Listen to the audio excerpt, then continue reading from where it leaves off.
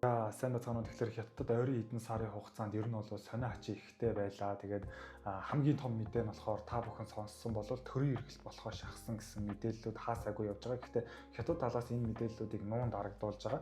Олон улсын мэдээнүүд дээр ихээр гарч байгаа болохоор та бүхэн анзаарсан байх.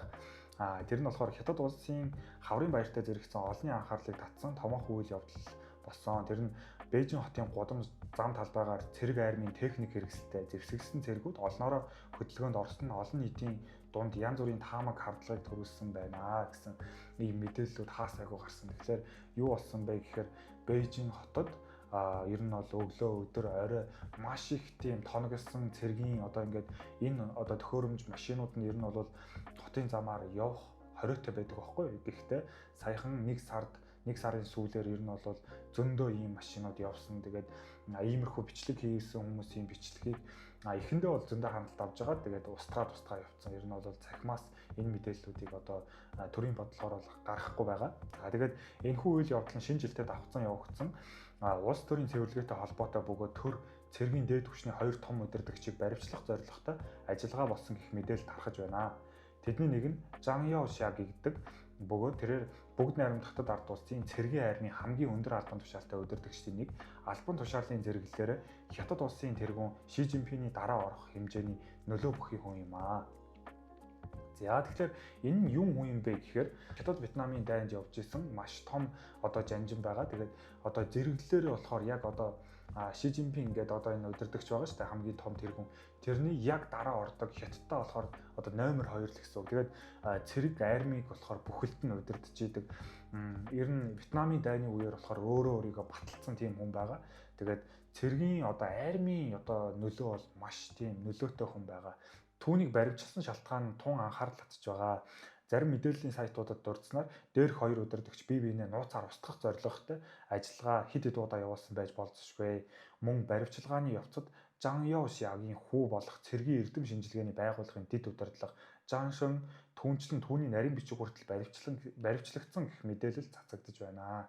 За тэгэхээр энэ нь болохоор ер нь маш том асуудал болоод бүгдийг нь баривчилж штэ тий.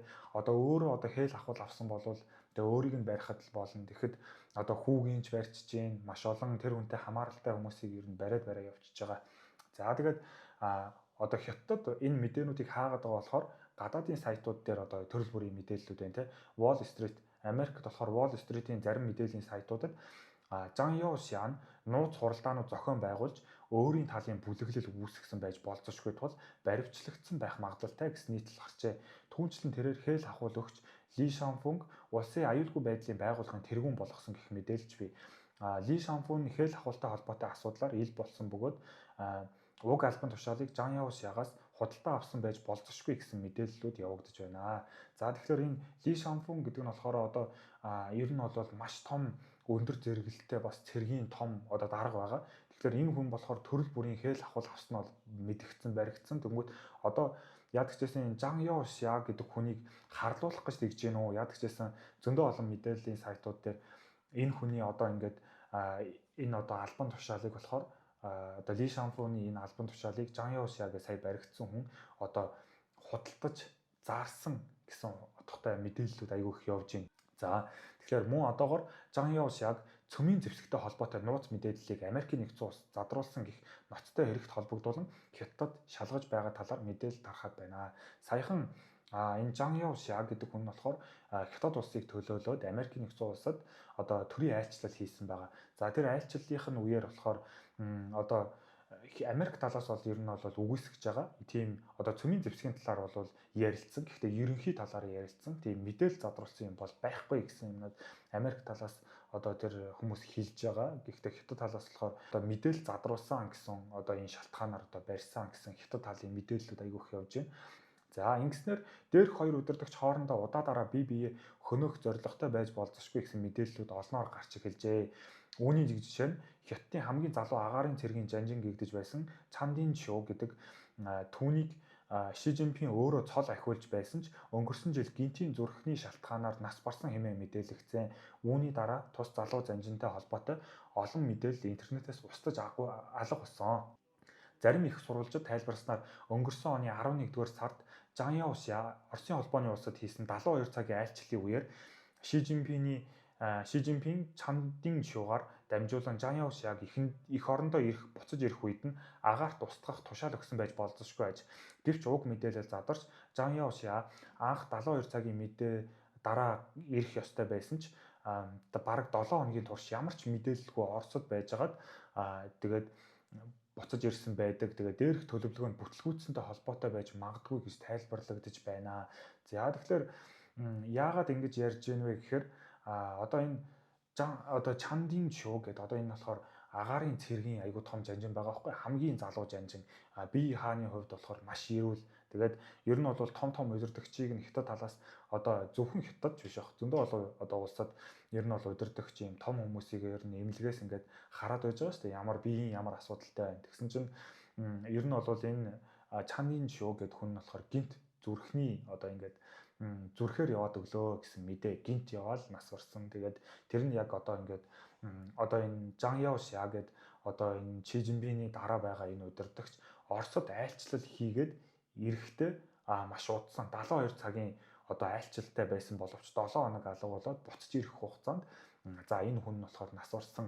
Тэгэхээр ер нь бол зөндөө олон орны хардлагаар болохоор одоо Ши Жинпин энэ хүнийг одоо агаарт устгаа гэсэн одоо ийм тушаал өгсөн боловч тэр мэдээлэл нь задраад тэгээд ер нь бол энэ цаанаас нь Жан Яошя болохоор өөрийнх нь одоо амь насанд аюул одоо ингээд учрууллаа гэд устгасан байх магадaltaй гэж байгаа.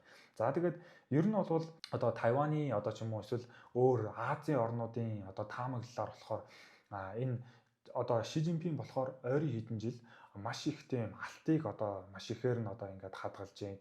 За тэгээд зөндөө хэмнүүдийг хадгалаа л байгаа байхгүй хоол хүнс тэгээд бас одоо цэрэг армийн бэлтгэлээ базааж чинь юуны тулд ингэж базааж байгаа вэ? Ер нь бол Тайван руу дайрах магадлалтай хэрвээ Тайван руу дайрахгүй эсвэл байсан бол ингэж их алт малт ч юм уу ингэж хадгалах шаардлагагүй байсан.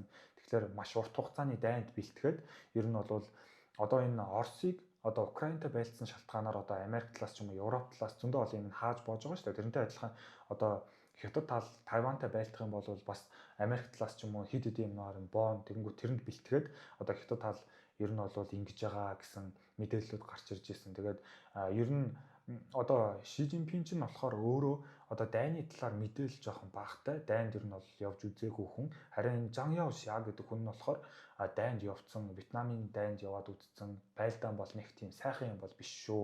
Тэгээд ер нь бол одоо ард эргээд цэргүүд л одоо гимтдэг, үрэгддэг. Тийм болохоор дэмжихгүй гэсэн тийм санаанууд гарч ирсэн болохоор одоо энэ Ши Жинпиний одоо уурыг хүргэсэн байх. Тэгээд ер нь бол энэ санал дээр хоёулаа зөрчилдөөд тэгээд Ши Жинпин ер нь одоо энэ хүнийг байхгүй болгоё. Тэгээд тэгэхгүй бол цэрэг айран миний одоо үгээр явахгүй юм байна гэсэн шалтгаанаар барьж авсан гэсэн одоо мэдээллүүд айгүй их явж байна. За тэгээд хоошдоо ямар мэдээллүүд гарах нь би та бүхэндээ хүргэнэ. Баярлалаа.